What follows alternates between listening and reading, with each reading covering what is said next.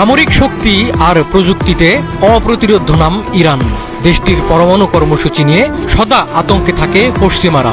Iran তিলে তিলে যে শক্তি অর্জন করেছে তা এখন ছড়িয়ে দিতে চায় প্রতিবেশী বন্ধু ইসলামী দেশগুলোর মধ্যেও। আয়াতুল্লাহ খামেনি ভালো করেই জানেন, পশ্চিমা আগ্রাসন থেকে মধ্যপ্রাচ্যকে রক্ষায় প্রতিবেশীদেরকেও শক্তিশালী করা জরুরি। আর তাই আরেক ইসলামী প্রতিবেশী ইরাকের সাথে নিজের পরমাণু এবং প্রযুক্তিগত দক্ষতা ভাগ করে নিতে চায় ইরান।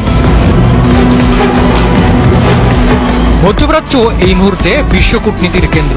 ইরান এমন সময় তার এই ইচ্ছার কথা জানালো, যার কয়েকদিন আগেই মধ্যপ্রাচ্য সফর করে গেছেন আমেরিকার প্রেসিডেন্ট ডোনাল্ড ট্রাম্প। কূটনীতির খোলনলচে পাল্টে দিয়ে সৌদি নেতৃত্বাধীন সুন্নি শক্তিগুলোকে কাছে টেনে নিয়েছেন ট্রাম্প।